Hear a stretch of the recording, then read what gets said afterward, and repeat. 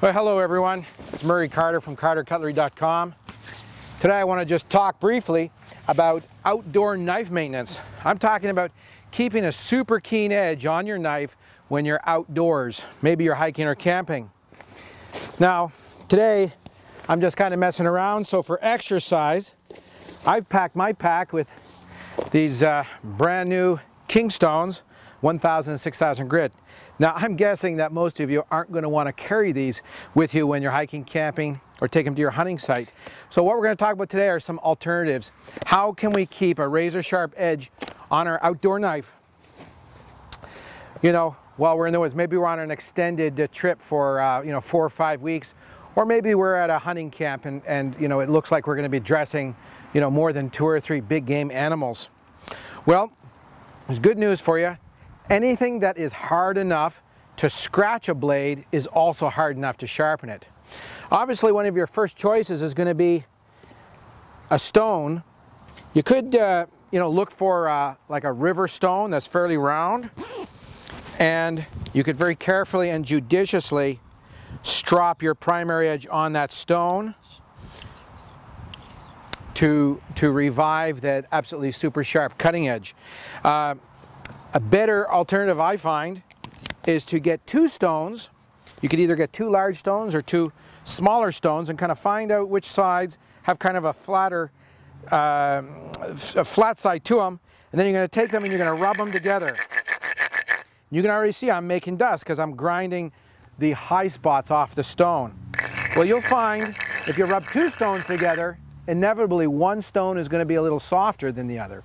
And it's the stone that's going to get flatter sooner, which is good news for you because you want the softer stone for more aggressive sharpening anyway. So you're going to rub these 2 stones together.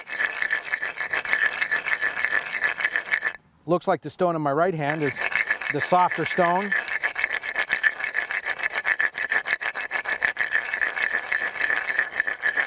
Okay, you might be at that for 5 minutes or so, but once you get a flat surface, then what you can do is you can strop your primary edge backwards. Now, if you don't understand or comprehend the 3-finger test of edge sharpness, all of this sharpening is going to be hit or miss. In order to really gauge the effectiveness of whatever sharpening medium you choose out in the outdoors, you need to be able to assess whether it's sharp to begin with and whether it's getting sharper. And we do that with the 3-finger test of edge sharpness. If you don't know what that is, now would be a good time to go and do a search on YouTube for 3-finger test of sharpness, and you'll see we've got something else up there. But you're going to strop that primary edge back and forth on your now flattened stone until you get a new edge. And that also works for smaller stones. If you even have 2 small stones, you can look for the flattest surfaces, rub them together, get a nice flat. Again, you can see stone particles falling off there, which means we're getting some good abrasion. Get your flat surface, and again, very carefully and judiciously, you're stropping backwards. Now, another alternative is if you're foreseeing that your knife might get dull and you don't want to look for stones. Let's say you're going to be in the desert and all you got is sand. One thing that you could do is cheat a little bit, and in your wallet you could always bring yourself a couple of little squares of sandpaper. And these are basically a one-time use throwaway proposition. But if you got 3 or 4 sheets of sandpaper in there, say something like 400 or 800 grit, then you should be able to prolong that primary edge for an extended period of time. Another option, but I don't really like it too much, is something that's small and light and has diamonds on it. This is basically a steel rod that's been impregnated with diamonds, and in a pinch you can bring an edge back on the diamonds.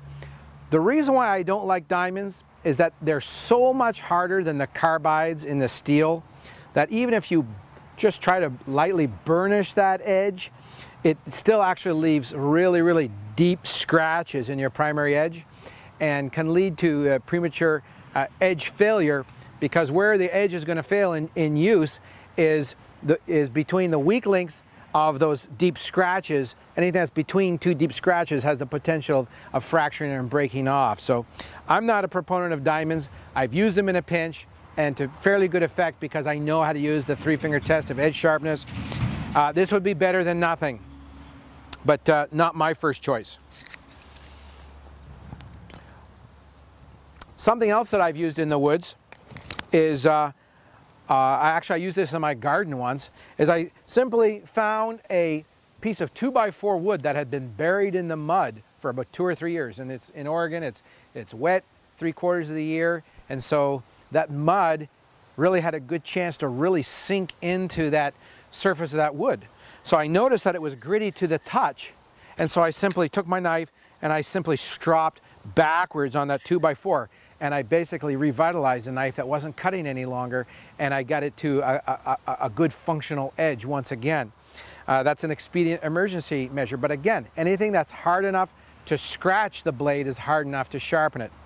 Another thing that I've done out of curiosity once is after I flattened some stones that were part of the stones around a campfire, and I flattened 2 and established a new primary edge on my stones.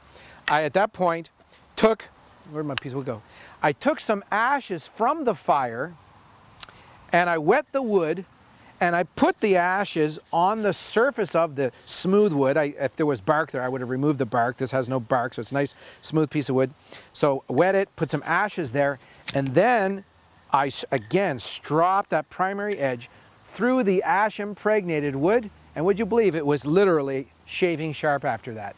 So that just goes to show you that it's all about angles, it's all about technique. Anything that's hard enough to scratch the blade is hard enough to sharpen it. Now, my #1 choice, if you know you're going into the field and you're going to want to be able to touch up your edge, get yourself one of our little King 1000 grit stone pocket stones. Now with this, you got a nice predictable abrasive. You can use it anytime and anywhere, and you can use it this way. Or if you're very careful, keep your fingers out of the way. You can strop it this way. For a stone this size, I actually prefer to move the stone and keep the blade immobile.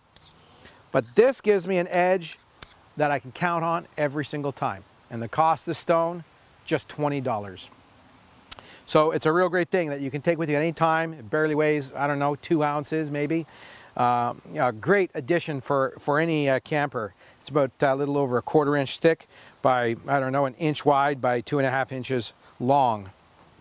Now, to get to the real crux of the matter though, if you have a really good high performance knife to begin with a good Rockwell hardness, and you have it razor sharp before your trip, and you use it judiciously and you're careful not to strike the edge of the blade against anything hard that will damage the edge, such as rocks or anything literally that's harder than other metal, other alloys, then chances are that even after 2 or 3 weeks in the wilderness, your knife will still be functional. So, you know, if you have a blade with softer metallurgy, then obviously you're going to have to sharpen it more frequently. If you have a high performance knife, you may get through your whole trip. You may get through the whole deer camp or elk camp, skinning 5 or 6 animals, and still have a good functional edge. But my choice always is to have a good knife and a good sharpening system nearby, so that I'm in full control and I can create whatever geometry I want on that edge at will, and go from you know, really fine, delicate shaving sharp edge to an edge that would be rough enough for splitting the pelvic bone of a deer. I've done both of those things with the same knife on the same day, just by touching it a little bit differently on the little pocket stone that I always carry. So now you guys know how you can keep your high performance knife really sharp when you're out in the wilderness. This is Murray Carter with CarterCutlery.com.